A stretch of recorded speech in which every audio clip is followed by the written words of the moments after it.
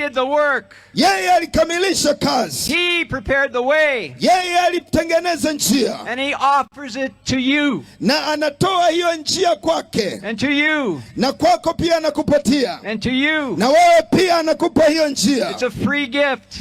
Hicho ni kipawa kilicho bure. Salvation. Wokovu ni kipawa cha bure. Will you accept it? Je, uko tayari kupokea? Time based on when God was here with us. Unaona, wanadamu wote wanafanya tarehe au wanafuatisha tarehe kulingana au kuanzia kipindi Yesu alichokuwepo hapa duniani. Jesus came to earth from his throne in heaven. Yesu alikuja duniani kutoka kwenye kiti chake cha enzi cha mbinguni. To have a personal relationship with you. Ili awe na uhusiano binafsi kati ya wewe na yeye. That you could know God intimately. Ili kwamba uweze kumfahamu Mungu katika hali ya undani kabisa. That you could know how he truly loved you. Ili uweze kujua ni kwa kiasi gani na kweli anavyokupenda. Because one of the most important questions you can ask. Maana moja ya maswali muhimu kabisa unayoweza kuuliza. Does God love me? Je, kweli Mungu ananipenda?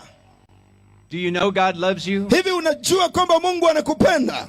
Did you know what he's done for you? Hivi unafahamu kila alichokifanya kwa ajili yako? Let me tell you. Acha nikwambie. Jesus came for sinners. Yesu alikuja kwa ajili ya wenye dhambi. He came to prepare a broken relationship. Alileta kurudisha yale mahusiano yaliyokuwa yamevunjika. You were created for a relationship. Wewe umeumbwa kwa ajili ya mahusiano na Mungu. You are on this earth for a reason. Wewe uko hapa duniani kwa sababu maalumu. And the reason is to have a relationship with God. Na sababu kubwa ni kuwa na mahusiano na Mungu wetu aliye hai. To walk with God. Ili uweze kutembea na Mungu. To praise God. Ili umsifu Mungu. That is why you are here. Hii ndio sababu wewe uko hapa. But we're separated. Lakini baadaye tulitenganishwa na Mungu. Our sin separates us. Dhambi ndani yetu huwa zinatutenganisha na Mungu. We feel we're unworthy. Tunajikuta sisi hatustahili. We feel we are impure. Tunaanza kujihisi sisi si wasafi. That we're not capable of approaching God. Kwamba hatuna uwezo wa kumsogelea Mungu. You're not.